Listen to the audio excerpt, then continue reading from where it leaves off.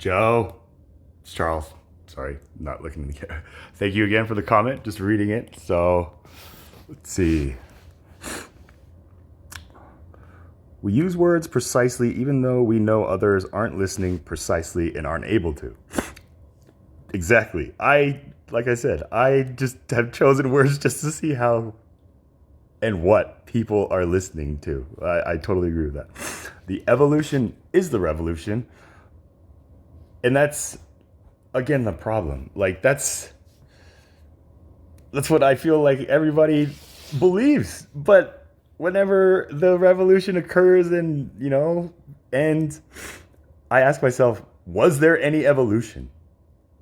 And then, when you have a circumstantial chain repeating over and over, it's only necessary to break one link and the chain falls apart. I mean, isn't that what the forefathers were saying right there when they said, when in the course of human events, like it becomes necessary for one people to dissolve the political bands which have connected them to another and assume amongst the powers of the earth that the separate but equal stations of, and then it talks about the laws of nature and the nature of God. Isn't that what the forefathers were covering here? Just like if there's just something repeating over and over, there has to be a point where we as one people just say, we have to break this one link. So, I mean, to me, that's what I think that was referring to. And then you write, we all know, quote unquote, the news media is fake. Now, we know that because now the term is fake news. But is it fake news? They're not just like generating stories. Well, unless maybe like you're the New York Times or something like that. But like fake news is really just a biased perspective. Like I said, I was telling you about Trevor and just like me questioning like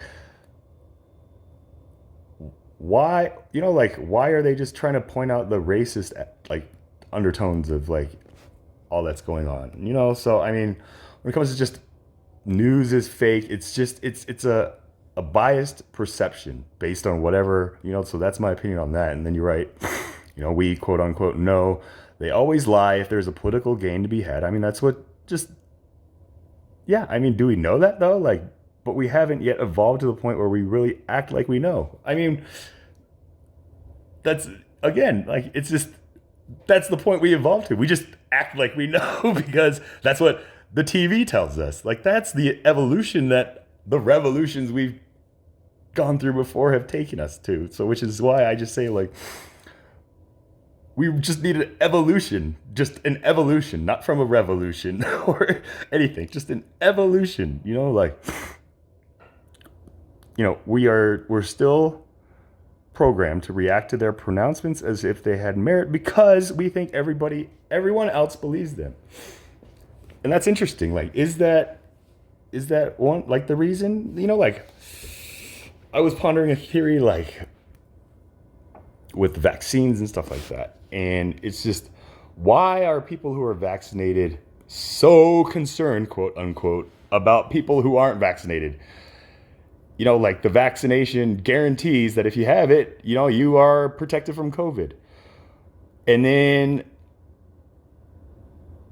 logically, wouldn't that mean like you have nothing to fear? Like, why do these people who don't have vaccines seem more concerned about the lives of the people who aren't vaccinated than the people who aren't vaccinated seem to be concerned about their life? It's just boggling to me.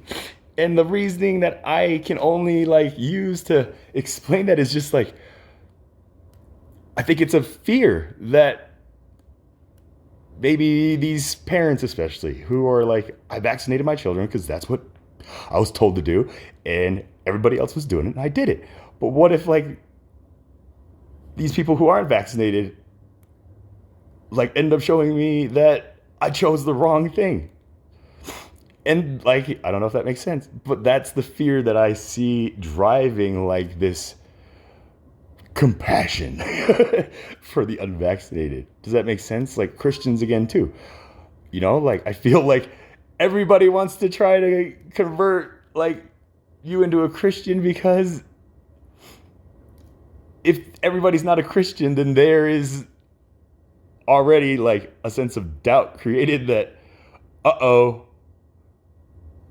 what if they're right and we're wrong? Does that make sense? I don't know. This is an idea I'm just like kind of just like working out. I just wanted to put it out there. But when you write, what has to happen, what has been and is happening, and what they, quote unquote, are trying to prevent the evolution of, is that we finally realize that we, us, don't believe in them. When the person who cites establishment media as if they believe what they've said is treated like the stereotypical tinfoil hat conspiracy theorist, the evolution will be complete. When the person who cites establishment media as if they believe what they've said is treated like the stereotypical tinfoil hat conspiracy theorist, the evolution will be complete. Could you kind of maybe further explain that? When that day comes, the ability of the establishment to make war, to create lives of power for themselves will be over. I mean, I don't think it's like the establishment of government that is trying to prevent us. Maybe it's preventing us, but like I said, just as I've just kind of been reading just even the first paragraph of the Declaration of Independence over and over and over, and asking myself, like, why did the forefathers call it the American experiment? Like, what were they trying to test to find out? And when I started asking that, it's just like, it's my Big Bang theory as of now, that they were trying to see if humans had the consciousness to be able to, like I said, like take the nature of God and just act upon what is morally just and right, not based on what everybody else is doing. And, I don't know if you saw the Dave Chappelle, the latest Dave Chappelle Netflix special that he did, where he's been getting a lot of